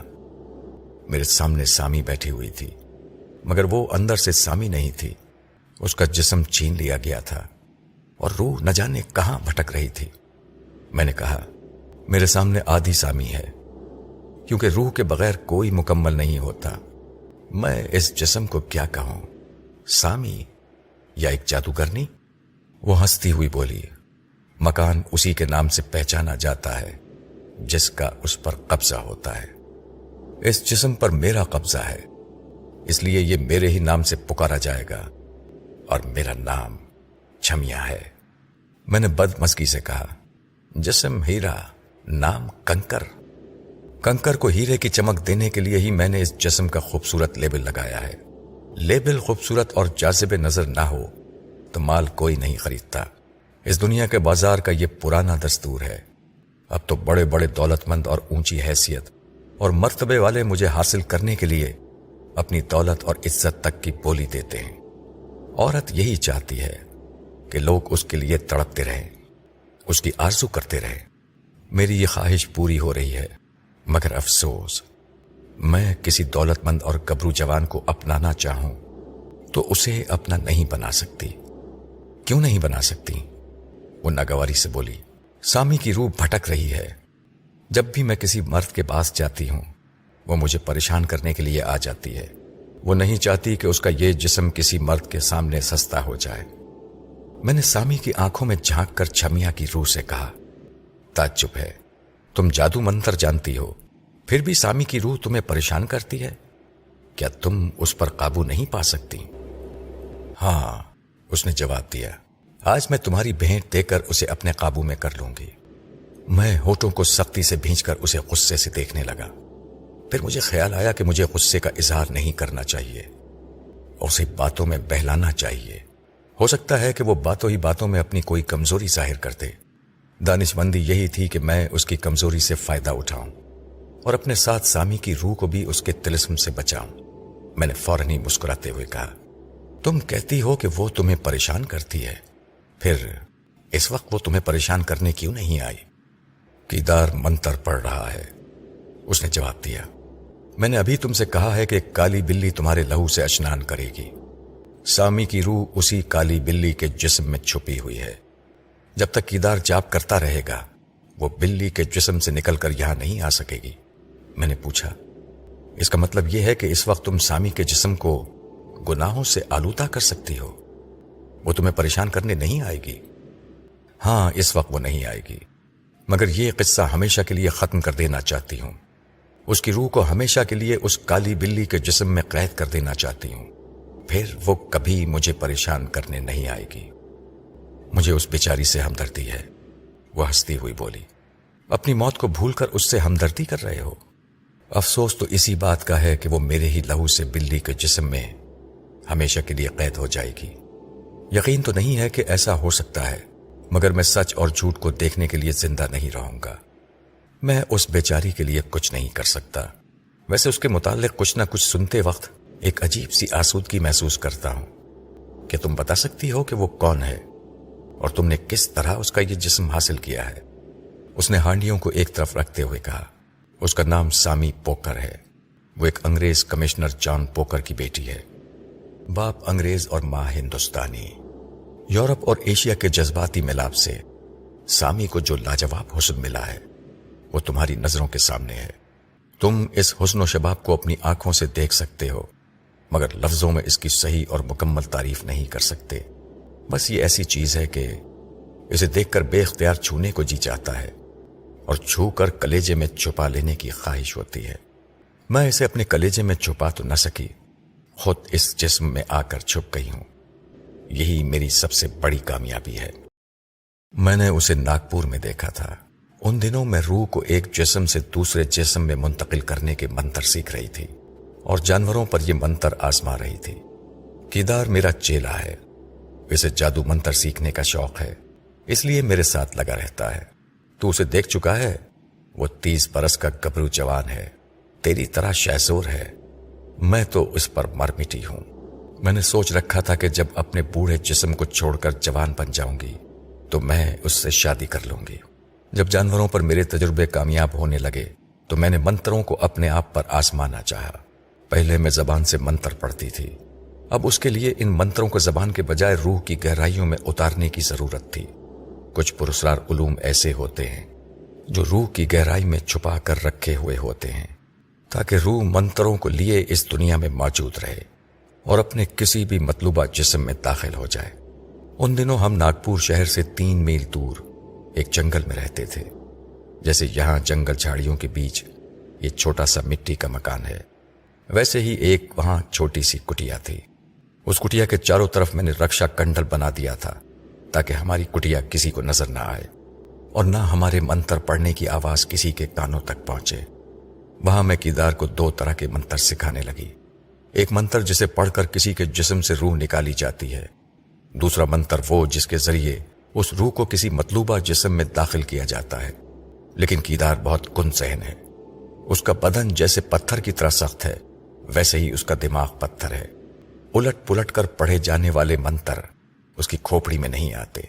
उसने अब तक सिर्फ छोटे मोटे जादुई तमाशे दिखाने के लिए मंत्रों को सीखा है, और मैं जो कुछ उसे सिखाना चाहती हूं वो उसके लिए बड़ा कठिन है। जब इधर उधर से الٹ پلٹ کر پڑھنے کا وقت آتا ہے تو وہ تمام منتر بھول جایا کرتا ہے۔ پھر میں بھی بڑے صبر سے اسے سکھاتی رہی۔ انہی دنوں شہر کی طرف گئے تو ہمیں سامی نظر آ گئی۔ اس کے حسن و شباب کو دیکھ کر ہم دونوں للچا گئے۔ کیدار نے کہا، چھمیا، اگر تو اس چھوکری کے جسم میں چلی جائے تو میں زندگی بھر تیرا غلام بن کر رہوں گا۔ وہ اپنی کوٹھی کے لان میں اپنی سہیلیوں اور دوستوں کے ساتھ بیڈمنٹن کھیل رہی تھی۔ کھیل کے دوران ادھر سے ادھر تھڑک رہی تھی، کود رہی تھی، پارے کی طرح مچل رہی تھی۔ میں اسے پسند کرنے لگی۔ اسی وقت فیصلہ کر لیا کہ میں اس کے جسم کو حاصل کر کے رہوں گی۔ ہم دونوں رات گئے تک اس کوٹھی کے چکر لگاتے رہے۔ کوٹھی کے ملازم سونے کے لیے اپنے کوارٹروں میں چلے گئے تھے۔ صرف ایک چوکیدار پہرا دے رہا تھا۔ ہم پانی باغ سے داخل ہوئے۔ کیدار نے پیچھے سے جا کر چوکیدار کو دبوچ لیا۔ میں ان کی طرف سے بے فکر ہو کر کوٹھی میں داخل ہو گئی۔ میں جانتی تھی کہ کیدار جیسے پہلوان کے شکنجے سے آزاد ہونا چوکیدار کے بس کی بات نہیں ہے۔ ہم نے پہلے سے سوچ رکھا تھا کہ ہمیں کیا کرنا چاہیے۔ کیدار اس چوکیدار کا خاتمہ کرنے کے بعد ایک ٹیکسی لے کر آ جاتا اور میں سامی کو اپنے منتروں سے مسخر کر کے اسے کوٹھی سے باہر لے آتی۔ پھر ہم اسے ٹیکسی میں بٹھا کر لے جاتے۔ ہم نے جو سوچا وہی ہوا۔ سامی کے ماں باپ اپنے کمرے میں سو رہے تھے۔ سامی کا کمرہ اندر سے بند تھا۔ میں نے ہولے سے دستک دی۔ 2-3 بار دستک دینے کے بعد اس نے دروازہ کھولا۔ اس کی آنکھوں سے پتہ چلتا تھا کہ وہ کچی نیند سے اٹھ کر آئی ہے۔ دروازہ کھول کر اس نے مجھے بڑی حیرت سے دیکھا۔ میں نے اسے کچھ کہنے کا موقع نہیں دیا۔ فوراً ہی منتر پڑھنے لگی۔ اس کی آنکھیں کھلی کی کھلی رہ گئیں۔ اس نے کچھ کہنا چاہا مگر زبان لڑکھڑا گئی۔ وہ منتر کی زیر اثر آ گئی تھی۔ میں اس کا ہاتھ پکڑ کر زیر لب بڑبڑاتی ہوئی کوٹھی کے باہر جانے لگی۔ وہ چپ چاپ میرے ساتھ ایسے چل رہی تھی جیسے کوئی نیند کی حالت میں اٹھ کر چلتا ہے۔ کوٹھی کے مین گیٹ کے باہر آ کر ہم دونوں ایک درخت کے سائے میں کھڑے ہو گئے۔ میں برابر منتر پڑھتی جا رہی تھی۔ آدھے گھنٹے کے بعد کیدار ٹیکسی لے کر آ گیا۔ ہم دونوں پچھلی سیٹ پر بیٹھ گئے۔ کیدار اگلی سیٹ پر ڈرائیور کے ساتھ تھا۔ پھر ٹیکسی چل پڑی۔ راستے میں ڈرائیور نے میری طرف پلٹ کر دیکھا اور کیدار سے پوچھا، یہ بوڑھی مائی کیا گپتا کے اشلوک پڑھ رہی ہے؟ کیدار نے جواب دیا، ہاں، یہ بہت دھرم کرم والی ہے، جب تک جاگتی رہتی ہے کچھ نہ کچھ پڑھتی ہی رہتی ہے۔ ڈرائیور کی تسلی ہو گئی۔ وہ یہ نہ سمجھ سکا کہ میں منتر پڑھ رہی ہوں۔ آگے چل کر کیدار نے ڈرائیور سے کہا کہ وہ ہمیں شہر سے باہر لے جائے۔ اس نے اتنی رات کو زیادہ دور جانے سے انکار کیا۔ کیدار نے چاقو نکال کر اس کی نوک ڈرائیور کی پسلی میں چبھو دی۔ جہاں کہتا ہوں وہاں چلو، ورنہ چیخنے کی بھی مہلت نہیں ملے گی۔ وہ ہمارے بتائے ہوئے راستے پر مجبوراً چلنے لگا۔ جنگل کے ایک کچے راستے پر پہنچ کر کیدار نے ٹیکسی رکوا دی۔ میں سامی کے ساتھ اتر کر زیر لب بڑبڑاتی ہوئی اس طرف جانے لگی جہاں ہماری کٹیا تھی۔ تھوڑی دور جا کر میں نے رات کے سناٹے میں ڈرائیور کی چیخ سنی۔ وہ اس کی زندگی کی آخری چیخ تھی۔ کیدار نے اسے ختم کر دیا تھا۔ کٹیا میں پہنچ کر میں نے منتروں کا جاپ ختم کر دیا۔ سامی ایک دم سے ہوش میں آ گئی اور چونک کر اس کٹیا کو دیکھنے لگی۔ پھر اسے اس طرح لائے جانے پر اس نے خوب شور مچایا، مجھے مارنے کے لیے دوڑی، مگر کیدار نے اسے اپنے بازوؤں میں بھر لیا۔ سامی چیخ رہی تھی۔ میں نے اسے سمجھایا کہ چیخنا چلانا فضول ہے۔ ہم نے کٹیا کے چاروں طرف نظر بندی اور سماعت بندی کی ریکھائیں کھینچ دی ہیں۔ نہ اس کی آواز کٹیا کے باہر جائے گی اور نہ کوئی یہاں تک اس کی مدد کے لیے آئے گا۔ آخر خوب چیخنے چلانے کے بعد میری باتیں اس کی سمجھ میں آ گئیں۔ میں نے اسے یہ بھی بتا دیا کہ میں کس طرح اس کی روح اس کے جسم سے نکال کر اپنی روح کو اس کے حسین سراپا میں ڈھالنا چاہتی ہوں۔ میری باتیں سن کر اس پر سکتہ سا طاری ہو گیا۔ وہ حیران و پریشان ہو کر دیدے پھیلائے ہمیں تکنے لگی۔ یہ تو مجھے معلوم ہو چکا تھا کہ کیدار برسوں میں وہ منتر یاد نہیں کر سکے گا جو میں اسے سکھانا چاہتی تھی۔ میں نے دوسرا طریقہ اختیار کیا۔ ایک تختی پر وہ دونوں منتر لکھ دیے اور ایک انگیٹھی میں آگ روشن کر دی۔ انگیٹھی کے پاس ایک مٹی کے برتن میں ماش کی دال رکھ کر کیدار سے کہا کہ وہ تختی کے سامنے بیٹھ کر منتر پڑھتا جائے اور ہر منتر کے بعد ماش کا ایک دانہ آگ میں پھینکتا جائے۔ عمل کچھ ایسا تھا کہ وہ جسم سے روح نکالنے کا منتر 40 بار پڑھتا اور ماش کے 40 دانے آگ میں پھینکتا۔ اس دوران میں آگ کے سامنے دم سادھے بیٹھی رہتی۔ وہ اس منتر کو سن سن کر اسے اپنی روح میں جذب کرتی جاتی۔ اس کے بعد روح کو کسی جسم میں داخل کرنے کا منتر اسی طرح 40 بار پڑھا جاتا۔ इस अमल में बड़ी हेरा फेरी है। मैं तुम्हें तमाम बातें तो नहीं बता सकती, बस इतना समझ लो कि ये अमल भी कीदार के पल्ले ना पड़ा। तख्ती पर लिख देने के बावजूद इस मंत्र को उलट पुलट कर पढ़ते वक्त उससे गलती हो जाती थी। अगर कभी सही पड़ जाता तो माश के दाने को आग में फेंकना भूल जाता। उसके दिमाग में गोबर भरा हुआ था। लड़ने मरने के मामले में उस्ताद था, मगर दिमागी काम करना उसकी बस की बात नहीं थी। 2 हफ्ते तक यही होता रहा। मैं हर रात आग रोशन करके उसे बिठा देती और खुद दम साध कर बैठ जाती। सामी एक कोने में रस्सियों से बंधी फर्श पर चुपचाप बैठी यही देखती रहती थी। 1 माह गुजरने के बाद कीदार ने पहला मंत्र 40 बार पढ़ लिया। मैंने अपने अंदर महसूस किया कि अब मैं अपनी आत्मा की शक्ति से जब चाहूं अपने जिस्म से बाहर निकल सकती हूं। अब इस मंत्र को अपनी आत्मा तक पहुंचाना था, जिसके जरिए मैं सामी के जिस्म में दाखिल हो सकती थी। मैंने सामी को देखा तो वो खामोश बैठी अंगीठी से उठने वाले शोलों को घूर रही थी। उस वक्त उसकी आंखें ऐसी सुर्ख अंगारा हो गई थीं, जैसे उसके अंदर भी कोई अग्नि भड़क रही हो। मैंने उसकी तरफ से मुंह फेर कर कीदार से कहा। अब वो दूसरा मंत्र इसी तरह 40 बार पढ़े। वो पढ़ने लगा और अपनी आदत के मुताबिक गलती करने लगा। फिर इसी तरह हर रात अंगीठी रोशन होती रही। कभी कभी वो सही पढ़ता था, मगर आखिर तक पहुंचकर कोई भी गलती कर जाता था। नतीजा ये होता कि उसे फिर शुरू से पढ़ना पड़ता था। उसकी बार बार की गलती से मेरी भी सांस टूट जाती थी और मुझे नित नए सिरे से समाधि लगानी पड़ती थी। आखिर एक रात वो 40 बार सही पड़ गया। उस वक्त मुझे अपनी आत्मा शक्ति का ज्ञान हुआ। मेरी रूह जिस्म से निकल सकती थी और किसी भी जिस्म में दाखिल हो सकती थी। मैंने सामी की तरफ देखा तो वो सांस रोके बैठी हुई थी, बिल्कुल उसी तरह जैसे कि मैं समाधि लगाए अब तक बैठी रही थी। बड़ी अजीब सी बात थी। वो इस तरह क्यों बैठी हुई थी? यूं दिखाई दे रही थी जैसे बैठे बैठे मर गई है। मैंने कीदार से कहा, इसकी रस्सियां खोल दो, अब मैं इसके जिस्म में जाऊंगी। वो उठकर उसके पास गया। फिर उसने जैसे ही उसे हाथ लगाया, वो एक लाश की तरह फर्श पर लुढ़क गई। कीदार ने हैरत से कहा, अरे ये तो मर चुकी है। ये सुनते ही मैंने आत्मा की शक्ति से फौरन ही अपने बूढ़े जिस्म को छोड़ दिया। मैं उसी वक्त सामी के जिस्म में दाखिल होना चाहती थी, मगर पहली बार अपने जिस्म से आजाद हुई थी। पहली बार अपनी आत्मा की शक्ति से उस दुनिया को देख रही थी। मैं क्या बताऊं कि रूह की बसारत से ये दुनिया कितनी हसीन और रंगीन नजर आती है। जो हुस्न इंसान की जाहिरी आंखों में छुपा रहता है, उसे मैं बातनी आंखों से देख रही थी। मेरे चारों तरफ रंगारंग नूर का जाला छाया हुआ था। मैं कीदार को देख रही थी, मगर वो मुझे नहीं देख सकता था। वो क्या कोई इंसानी आंख मुझे नहीं देख सकती थी। कीदार उस वक्त सामी के मुर्दा जिस्म को रस्सियों से आजाद कर रहा था। तब मैंने सामी की लाश के सामने एक नूरानी सरापा देखा। उस सरापे की कोई शक्ल सूरत नहीं थी। वो मुजस्सम नहीं था, मगर सामी के कद के बराबर झिलमिल झिलमिल लहरा रहा था। मैं सामी की तरफ बढ़ी तो वो मुझसे टकरा गया, मेरा रास्ता रोकने लगा। वो कौन थी? वो कैसी शक्ति थी जो मुझे सामी तक पहुंचने नहीं दे रही थी? मैं उससे टकराई, मगर अनजानी शक्ति ने मुझे सामी तक का रास्ता नहीं दिया। पलटकर अपने बूढ़े जिस्म में आ गई। मेरे बूढ़े जिस्म को जिंदा होते देखकर कीदार ने पूछा, क्या बात है छमिया, तू इसके शरीर में क्यों नहीं गई? मैंने जवाब देने से पहले वहशत ज़दा नजरों से सामी की लाश की तरफ देखा तो वो अचानक जिंदा होकर बैठ गई और कहकहे लगाने लगी। मैं और कीदार हैरानी से उसका मुंह तकने लगे। तब उसने कहा, बूढ़ी हर्राफा, तेरा ये आदमी जितने दिनों से मंत्र पढ़ रहा था, उतने दिनों में एक तोता भी उसे सुन सुनकर याद कर लेता है। तू वहां समाधि में थी, मैं यहां समाध लगाया करती थी। तू कोई आसमान से उतर कर नहीं आई है कि जो तू कर सके वो मैं ना कर सकूं। तेरे हर अमल को मैं तेरी ही तरह दोहराती गई थी। जो तूने हासिल किया है वो मैंने भी हासिल कर लिया है। अब मैं देखती हूं कि तू किस तरह मेरे जिस्म पर कब्जा करती है। मैं शदीद हैरानी से उसे देखती रही।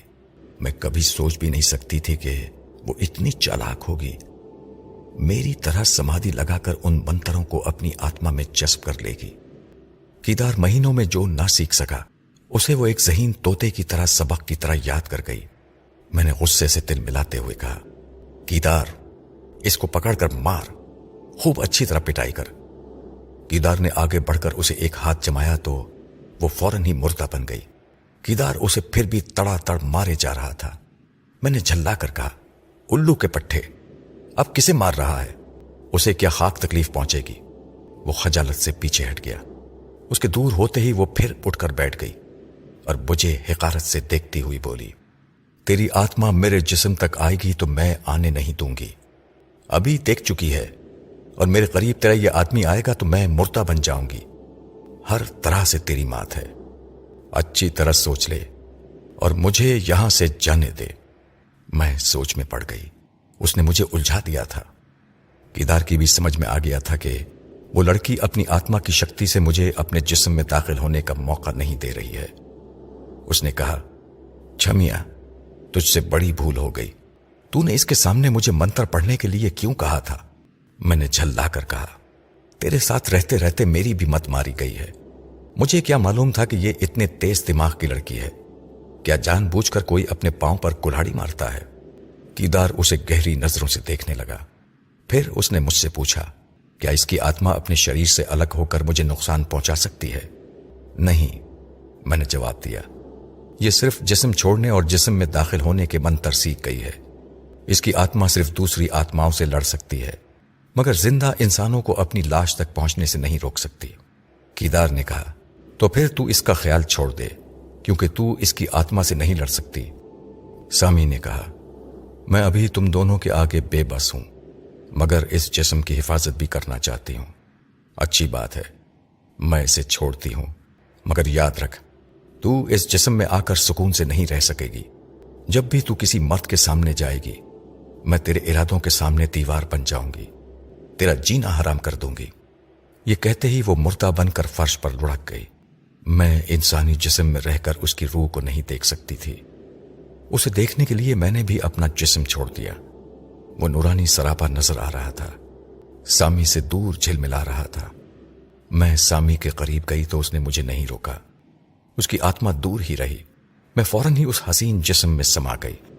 छमिया ये कहकर जरा देर के लिए चुप हो गई। मैं उसे देख रहा था और मैं सोच रहा था कि मैं किसे देख रहा हूं, सामी को या छमिया को। मेरी निगाहों के सामने सामी का हसीन सरापा था, लेकिन उन गजाली आंखों के पीछे से छमिया देख रही थी और उसकी शीरी जबान से एक चुड़ैल बोल रही थी। उस वक्त उसकी तवज्जो मेरी तरफ नहीं थी, उसका ध्यान कीदार की तरफ था। वो गौर कर रही थी जो कुछ उसे बताया गया है वो सही तौर से पढ़ रहा है या नहीं। फिर वो मुतमईन होकर बोली, ठीक पढ़ रहा है, छोटा सा मंत्र है, इसलिए गड़बड़ नहीं करेगा, मगर कुछ भी हो, एक नंबर का गधा है। कोई सी बात हो, जल्दी इसके दिमाग में नहीं घुसती। उस रात भी जब मैं पहली बार सामी के जिस्म में जवान हुई तो उसने यही समझा कि बूढ़ी छमिया मुर्दा हो गई है और सामी फिर से जिंदा होकर उसे देख रही है। मूर्ख, आत्मा कभी नहीं मरती और ना ही उसे कोई मार सकता है। इस जिस्म में अगर सामी की आत्मा होती तो वो तुझे कभी इस तरह प्यार से न बुलाती। उसकी बात समझ में आ गई। उसने पूछा, सामी की आत्मा कहाँ है? मैंने जवाब दिया, कुछ देर पहले मैंने उसे कुटिया में देखा था। अब वो यहां है या नहीं, उसे देखने के लिए मुझे इस जिस्म से निकलना होगा और अब मैं किसी कीमत पर यह जिस्म नहीं छोड़ूंगी। हाय देखो तो, मैं कैसी हसीन और जवान नजर आ रही हूं। मैं इस जिस्म को इधर उधर से छू कर देखने लगी। जवानी का एक अजीब नशा था जो बरसों के बाद मुझे नसीब हुआ था। बस यही जी चाहता था कि मैं हमेशा ऐसी ही रहूं। अचानक ही मेरी सांसें रुकने लगी। ऐसा लगा जैसे कोई मुझे सांस लेने से रोक रहा है। वो सामी की रूह थी जो मेरी नाक के रास्ते उस जिस्म में दाखिल होना चाहती थी। एक जिस्म में दो रूहें नहीं समा सकती, इसलिए उसका रास्ता रुका हुआ था और वो मेरे सांस लेने के रास्ते में रुकावट पैदा कर रही थी। क्या हुआ छमिया? वो सामी की रूह मुझे सता रही है। अभी मेरी सांसें रुकने लगी थीं। मुझे यूं लगा जैसे वो मेरे नथनों में आकर फंस गई है। वो मेरे सांस लेने के रास्ते में रुकावट बन रही थी। मेरा दम घुटने लगा था। कीदार ने कुछ सोचकर कहा, सांस रुकने से भला तुम्हें क्या तकलीफ होगी? जब वो ऐसी हरकत करे तो तुम फौरन ही उसके जिस्म से अलग हो जाओ। नहीं, मैं इस जिस्म को नहीं छोड़ सकती। छोड़ूंगी तो वो फिर इस पर कब्जा कर लेगी। मैंने कई माह की मेहनतों के बाद इसे हासिल किया है। हाय देखो, मैं कितनी खूबसूरत हो गई हूं। नहीं, मैं इसे नहीं छोड़ सकती। तुम्हारी मर्जी। केदार ने झुककर मेरा बाजू पकड़ लिया और जमीन से उठाते हुए बोला, तुम अपना वचन पूरा करो। तुमने कहा था जवान होते ही मुझसे शादी करोगी। मुझे अपना वचन याद है, मगर वो नहीं चाहती कि मैं तुम्हारे करीब आऊं। वो पहले ही कह चुकी है कि जब भी मैं ये जिस्म किसी मर्द के सामने लाऊंगी, वो मेरे रास्ते की दीवार बन जाएगी। मैं बड़ी उलझन में पड़ गई हूं। इंसानी जिस्म में रहकर उसकी आत्मा से नहीं लड़ सकती, और मैं ये जिस्म छोड़ना भी नहीं चाहती। तुम जरा सब्र करो। पहले हम यहां से कहीं दूर चले जाएंगे। सामी की रूह ज्यादा देर तक मंत्रों के बल पर जिस्म के बगैर नहीं रह सकती। उसे जल्द से जल्द किसी दूसरे जिस्म में दाखिल होना पड़ेगा। केदार ने मेरी बूढ़ी लाश की तरफ इशारा किया जो जमीन पर पड़ी हुई थी। तुम्हारा यह जिस्म खाली पड़ा है। अगर रूह ज्यादा देर तक मंत्रों के बल पर नहीं रह सकती, तो फिर वो इस बूढ़े जिस्म में क्यों नहीं आ जाती? मैंने आसपास देखते हुए सोचा, पता नहीं क्या बात है कि वो मेरे बूढ़े जिस्म में दाखिल नहीं हुई। शायद मेरा बुढ़ापा और काला कलोटा जिस्म उसे पसंद नहीं था, लेकिन ऐसे वक्त पसंद या नापसंद का सवाल पैदा ही नहीं होता। मैंने खुद अपने बूढ़े जिस्म से निकल कर देखा था। मेरी आत्मा मंत्रों के बावजूद टकमका रही थी। यूं लगता था जैसे मंत्रों से आजाद होकर इस दुनिया से दूर आत्मा लोक की तरफ चली जाना चाहती है। सामी किसी जिस्म के बगैर कब तक इस दुनिया में रह सकती है? बहरहाल जो कुछ भी हो, मैंने उसी वक्त मंत्र पढ़कर अपनी बूढ़ी लाश को शोलों के नजर कर दिया, ताकि सामी की आत्मा कुछ देर के लिए भी इसे हासिल न कर सके। फिर हमने अपना जरूरी सामान समेटा और वहां से जाने लगे। उस वक्त तक मेरा बूढ़ा जिस्म जलकर कोयला बन चुका था, और अब इस बात का खदशा नहीं था कि सामी की आत्मा बूढ़े जिस्म में समाकर हमारा पीछा करेगी। उस वक्त चांद निकल आया था और जंगल की हरियाली दूर तक रोशन हो गई थी। हम दोनों तेजी से कदम बढ़ाते हुए शहर की तरफ जा रहे थे। आसपास के दरख्तों पर कभी कभी बंदरों के खिखियाने की आवाजें सुनाई देती थीं। कभी कोई बंदर और बंदरिया एक दरख्त से दूसरे दरख्त पर छलांगे लगाती हुई दूर तक चली जाती थी। हम जंगलों में रहने के आदी हैं, इसलिए तमाम जानवरों की आहटों को पहचानते हैं। हाँ, मगर सामी की आहट को नहीं पहचान रहे थे। शहर पहुंचकर हम रेलवे स्टेशन की तरफ जाने लगे। एक पतली सी गली से गुजरते वक्त हमने एक मकान के सामने बंदरिया का मुर्दा जिस्म देखा। शायद वो किसी की पालतू बंदरिया थी। हमें कौन सा उसकी लाश पर मातम करना था, लिहाजा उस पर एक नजर डालते हुए गुजर गए। जब हम स्टेशन पर पहुंचे तो प्लेटफॉर्म पर कदम रखते ही एक काली बिल्ली हमारा रास्ता काटती हुई गुजर गई। ये बुरा शगुन था। मैं अपनी जवानी के नए सफर का आगाज करने वाली थी। ऐसे वक्त उस बिल्ली ने मेरे दिल में वसवसा पैदा कर दिया था। ताहम मैंने केदार से अपनी परेशानी का जिक्र नहीं किया। उस वक्त कलकत्ते जाने वाली ट्रेन का वक्त हो गया था। केदार टिकट लेने चला गया। उस प्लेटफॉर्म के बुक स्टॉल के पास खड़ी हो गई। मेरे करीब से गुजरने वाले कितने ही मर्द मुझे ललचाई हुई नजरों से देख रहे थे। मैं सामी के जिस्म में और उसके लिबास में बहुत ही स्मार्ट नजर आ रही थी। केदार टिकट ले आया तो उसकी गोद में एक काली बिल्ली थी। मैं उसे देखते ही परेशान होकर बोली, इसे कहां से उठा लाए हो? वो बिल्ली के मुलायम बालों पर हाथ फेरते हुए बोला, मैं टिकट घर के पास खड़ा हुआ था, ये मेरे कदमों पर आकर लौटने लगी। बड़ी प्यारी और साफ सुथरी बिल्ली है, मैं इसे अपने साथ रखूंगा। मैंने नागवारी से उसे देखते हुए कहा, मुझे ये जरा भी पसंद नहीं है, इसे छोड़ दो। केदार ने मेरे करीब होकर आहिस्तगी से कहा, मैं कुछ और सोचकर इसे साथ ले जा रहा हूं। एक दिन तुमने कहा था कि जानवरों को अनदेखी आत्माएं नजर आ जाती हैं। सामी की रूह तुम्हें नजर नहीं आ सकती। हो सकता है कि यह बिल्ली उसे देखते ही उस पर झपट पड़े। इस तरह हमें उसकी मौजूदगी का पता चल जाएगा। हां, यह सच है, कुत्ते बिल्लियां अनदेखी रूहों और पलाओं को महसूस करके गुर्राने लगते हैं। केदार की यह बात मेरे दिल को लग गई। फिर मैंने ऐतराज नहीं किया। वो फर्स्ट क्लास का टिकट लेकर आया था। उसने एक छोटा सा कंपार्टमेंट रिजर्व करवा लिया था। जब हम कंपार्टमेंट में दाखिल हुए तो गाड़ी चलने ही वाली थी। केदार ने बिल्ली को ऊपरी बर्थ पर बिठाकर कहा, तुम यहां आराम करो, कोई खतरा हो तो हमें आगाह कर देना, मैं अगले स्टेशन पर तुम्हें दूध पिलाऊंगा।